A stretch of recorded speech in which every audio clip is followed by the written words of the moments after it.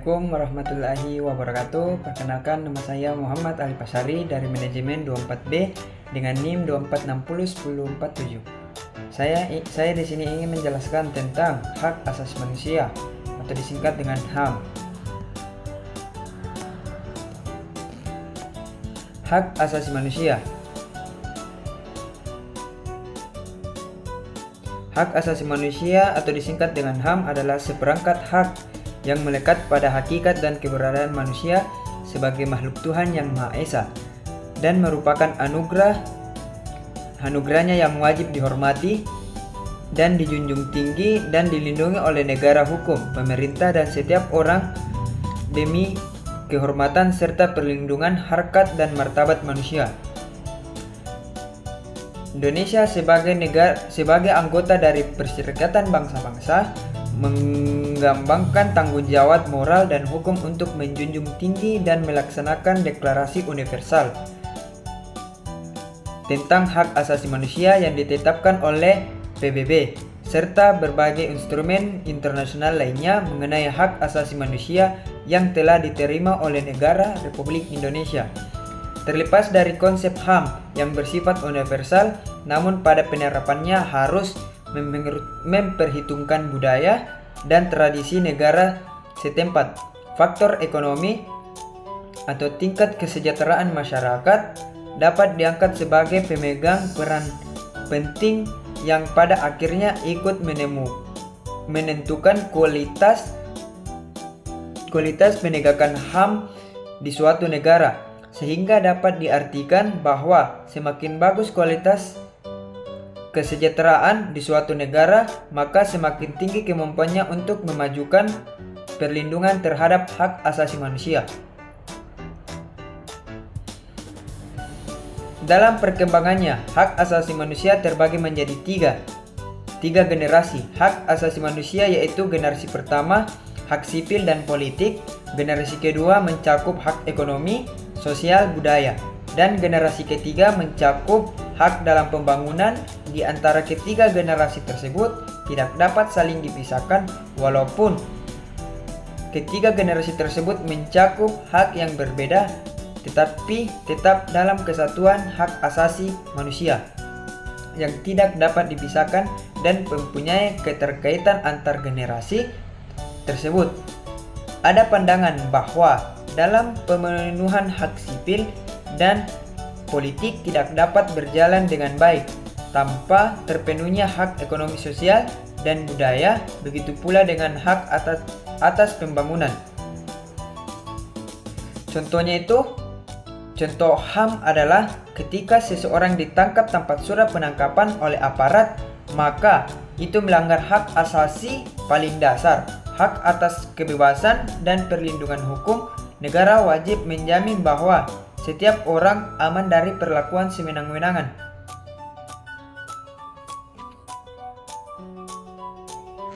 Pengertian hak asasi manusia. Hak asasi manusia adalah hak hukum yang dimiliki oleh setiap orang sebagai manusia. Hak-hak tersebut bersifat universal dan dimiliki setiap orang, kaya maupun miskin, laki-laki ataupun perempuan. Hak-hak tersebut mungkin saja dilanggar tetapi tidak pernah dihapuskan. Hak-hak asasi manusia adalah hak hukum. Ini berarti bahwa hak-hak tersebut merupakan hukum hak asasi. Hukum hak asasi manusia dilindungi oleh konstitusi dan hukum nasional banyak negara di dunia. Hukum hak asasi manusia adalah setiap hukum yang dapat digunakan untuk memajukan atau melindungi hak asasi manusia. Hak asasi manusia didasarkan pada prinsip dasar bahwa semua orang mempunyai martabat kemanusiaan hakiki tanpa memandang jenis kelamin, ras, warna kulit, agama, bangsa, dan keyakinan.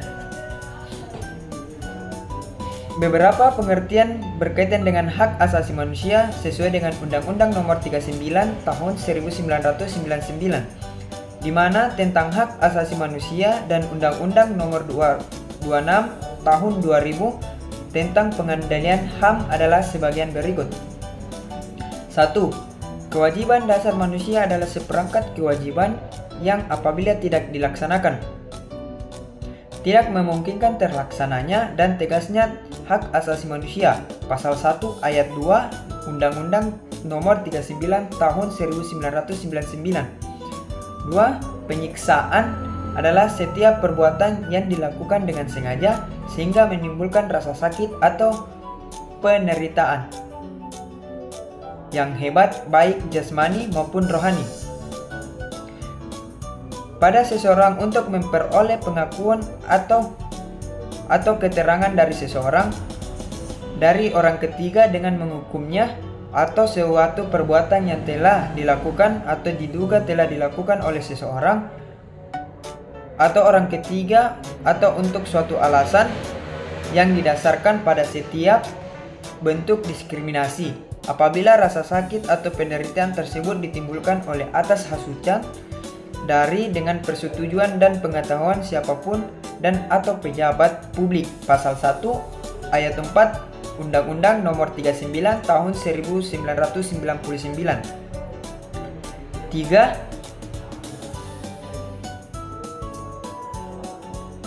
Anak adalah setiap manusia yang berusia di bawah 18 tahun dan belum menikah, termasuk anak yang masih dalam kandungan apabila hal tersebut adalah demikian kepentingannya.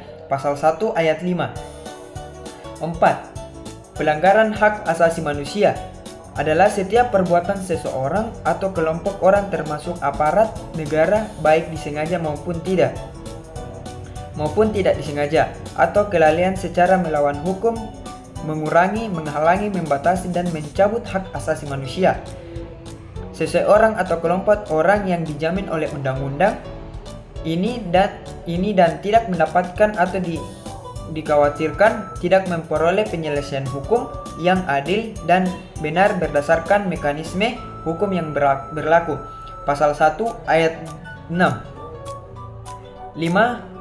Komisi Hak Asasi Manusia atau disingkat dengan Komnas HAM adalah lembaga mandiri yang berkedudukan setingkat dengan lembaga negara lainnya yang berfungsi melaksanakan pengkajian, penelitian, penyuluhan, dan pemantauan dan mediasi hak asasi manusia.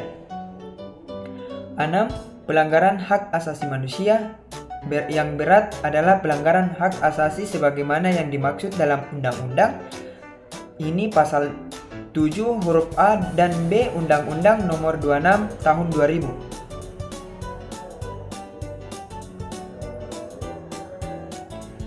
Pengendalian HAM yang meliputi kejahatan genosida, kejahatan terhadap kemanusiaan.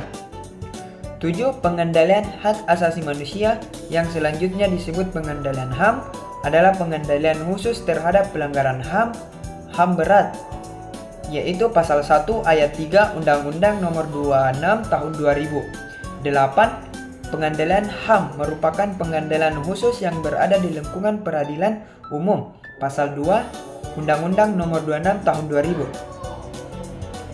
9. Setiap orang adalah perorangan kelompok orang baik sipil, militer maupun polisis yang bertanggung jawab secara individual. 10. Penyelidikan adalah serangkaian tindakan penyelidik untuk mencari dan menemukan ada tindakannya suatu peristiwa yang diduga merupakan pelanggaran hak asasi manusia yang berat guna ditindaklanjuti dengan penyelidikan sesuai dengan ketentuan yang diatur oleh dalam Undang-Undang Nomor 26 Tahun 2000 di Pengadilan HAM.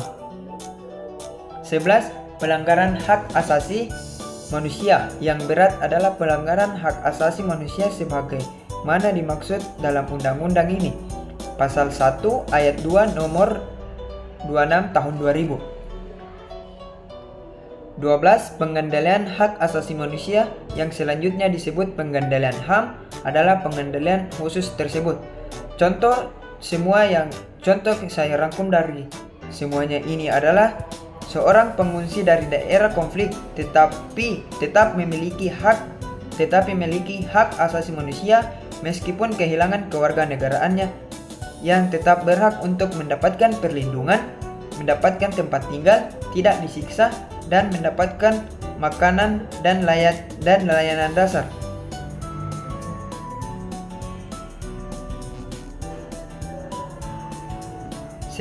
Sejarah perkembangan hak asasi manusia.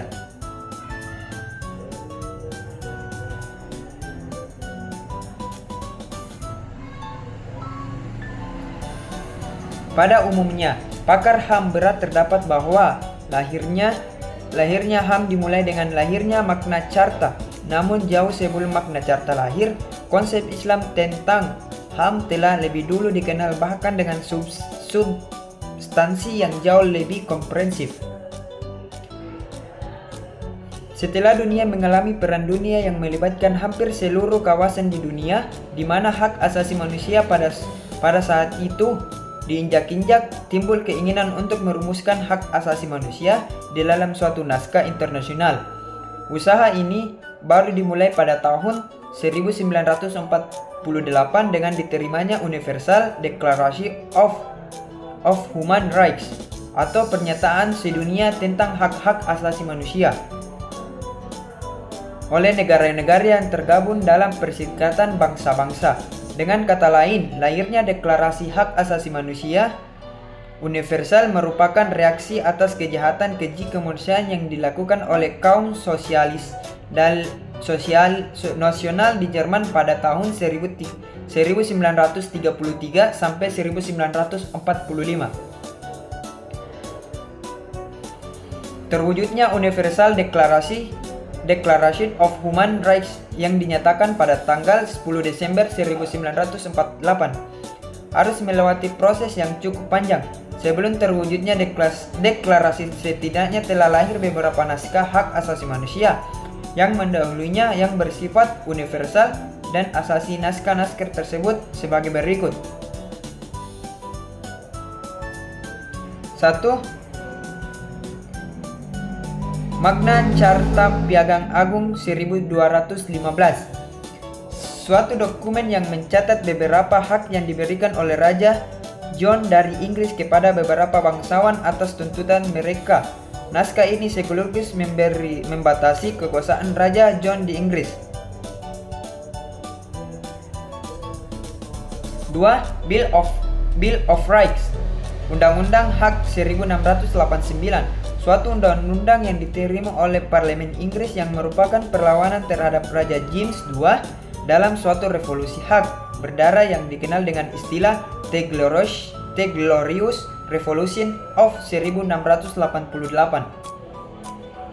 3. Declaration des Droits de l'Homme et du Citoyen, Pernyataan Hak-Hak Manusia dan Warga Negara 1789, suatu naskah yang dicetuskan pada pemulaan revolusi Prancis sebagai perlawanan terhadap kewenangan rezim lama.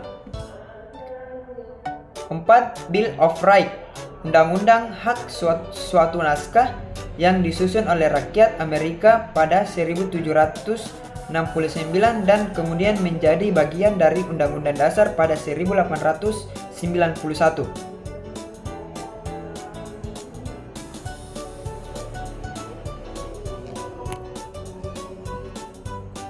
Prinsip-prinsip hak asasi manusia. Prinsip-prinsip hak asasi manusia adalah prinsip-prinsip yang mengatur bahwa bagaimana HAM harus dihormati dan dilindungi dan dipenuhi oleh negara, masyarakat, atau individu. Prinsip-prinsip ini mencakup universal, tak terbagi, saling bergantung dan saling terkait, serta kesetaraan dan non-diskriminasi. Selain itu, prinsip hak asasi manusia juga menekankan tanggung jawab negara untuk melindungi dan memenuhi hak asasi manusia. 1. Universal, yaitu semua orang di seluruh belahan dunia, agama apapun, warga negara manapun, bahasa apapun, etnis manapun, tanpa memandang identitas politik, antropologis apapun, terlepas dari status diskriminasi yang sama. 2. Tak terbagi, yaitu setiap orang memiliki seluruh kategori hak yang tidak dapat dibagi-bagi. Contohnya, hak atas kesehatan tidak bisa dipisahkan dari hak atas lingkungan yang bersih. 3. Saling bergantung. Pada prinsip ini, jenis hak tertentu akan selalu bergantung dengan hak yang lain. Sebagai contoh, hak pekerja akan bertanggung pada terpenuhinya hak atas pendidikan.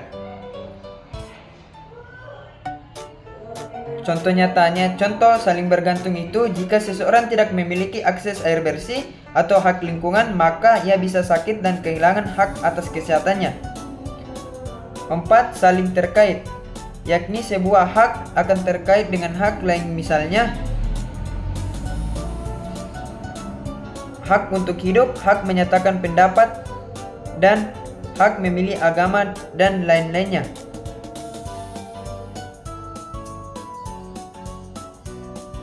5. Kesetaraan masyarakat. Adanya perlakuan yang setara di mana pada situasi yang sama harus diperlakukan dengan sama, di mana situasi berbeda dengan sedikit perdebatan maka diperlakukan secara berbeda.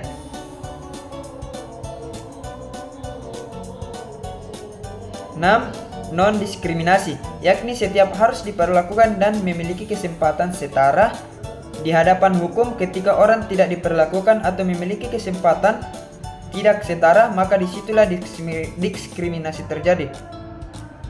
Contoh nyatanya itu diskriminasi yang terjadi itu seseorang perempuan tidak boleh ditolak dalam pekerjaan hanya karena jenis kelaminnya, dan pengadilan tidak dapat membedakan kaya ataupun miskin. Itulah. 7. Tanggung jawab negara, yakni prinsip yang kemudian dibagi menjadi kewajiban untuk menghormati, kewajiban untuk memenuhi, dan kewajiban untuk melindungi.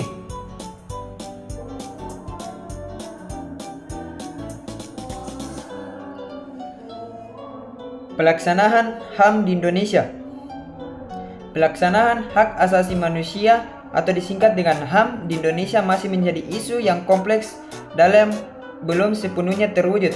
Meskipun ada upaya untuk melindungi hak asasi manusia melalui undang-undang dan lembaga terkait seperti Komnas HAM, masih banyak kasus pelanggaran yang terjadi dan belum terselesaikan. Contoh pelanggaran HAM di Indonesia meliputi peristiwa Trisakti, kasus pembunuhan terhadap mahasiswa yang menuntut reformasi pada tahun 1998, ataupun pelaksanaan HAM yang ada di Indonesia, yaitu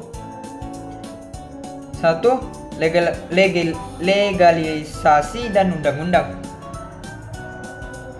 Indonesia memiliki Undang-Undang Nomor 39 Tahun 1999 tentang Hak Asasi Manusia atau disingkat dengan HAM, dan Undang-Undang Nomor 26 Tahun 2000 tentang Pengendalian HAM yang menjadi dasar hukum untuk melindungi dan menegakkan hak asasi manusia.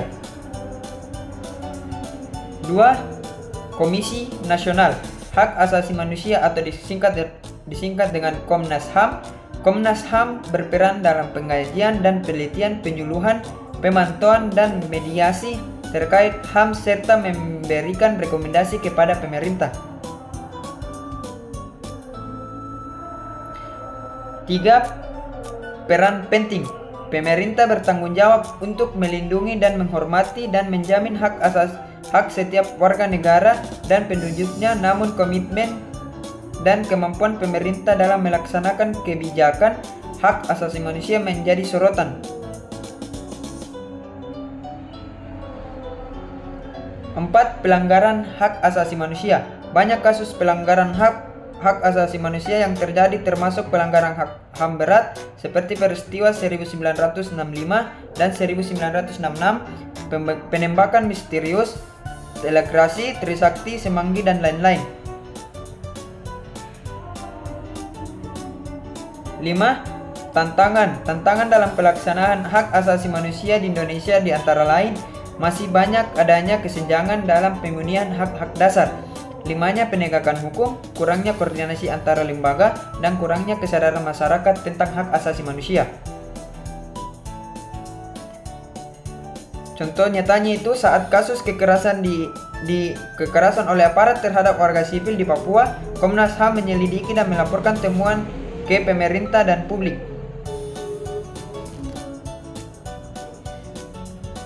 Kasus-kasus pelanggaran hak asasi manusia yang ada di Indonesia. 1. Kekerasan polisi dan pelanggaran HAM lainnya diwarnai aksi damai Hari Buruh Internasional 2025. Perayaan Hari Buruh Internasional tahun 2025 yakni berlangsung serentak dan beberapa kota di Indonesia pada 1 Mei yang lalu diawali dengan penggunaan kekuatan berlebihan dan kekerasan aparat kepolisian terhadap para peserta aksi unjuk rasa dan jurnalis meliputi. Di Jakarta, polisi bertindak represif saat menghadapi aksi protes damai di depan Kompleks Dewan Perwakilan Rakyat dan MPR Majelis Permusyawaratan Rakyat di Senayan. Di Tim Advokasi untuk Demokrasi atau TAUD mengungkapkan bahwa aparat menghadang dan menggeledah perangkat aksi dan barang pribadi mahasiswa yang melakukan aksi di depan gedung Dewan Perwakilan Rakyat pada pagi hari. Bahkan terdapat mahasiswa yang dituduh sebagai kelompok anarkot tanpa dasar yang jelas. Aparat kepolisian membubarkan aksi yang sedang berlangsung tanpa peringatan dan alasan yang sah menurut hukum. Sekitar pukul 17.00 waktu Indonesia bagian Barat, aparat melakukan penangkapan yang disertai dengan kekerasan untuk membubarkan aksi. Pembubaran dilakukan ketika aksi dan hiburan musik masih berlangsung dengan menggunakan meriam air dan gas air mata.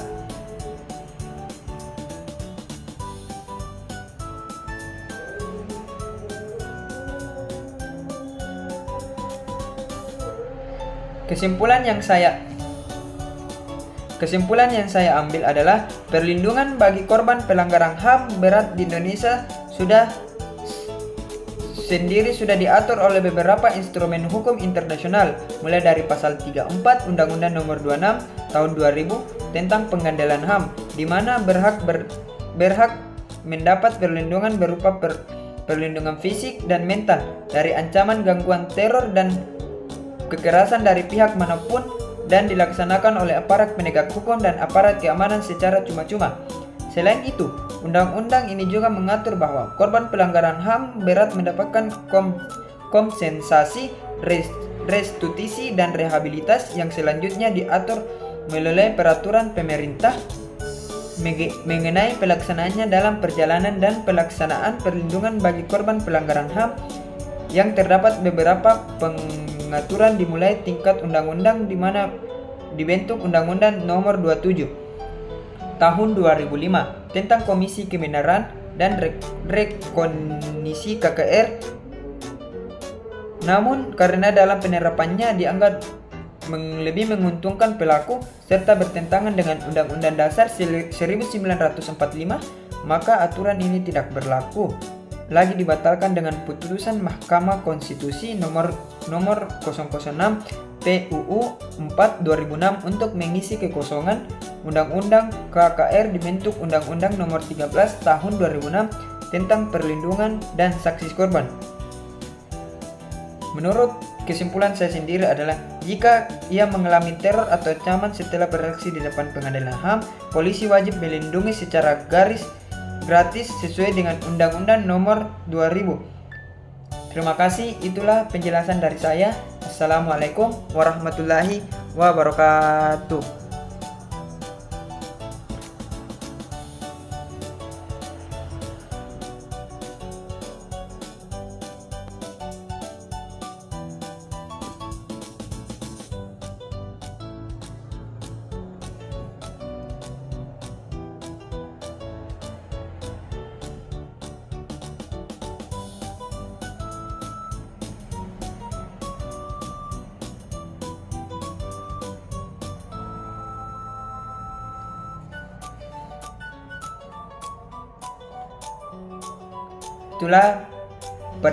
Itulah penjelasan dari saya.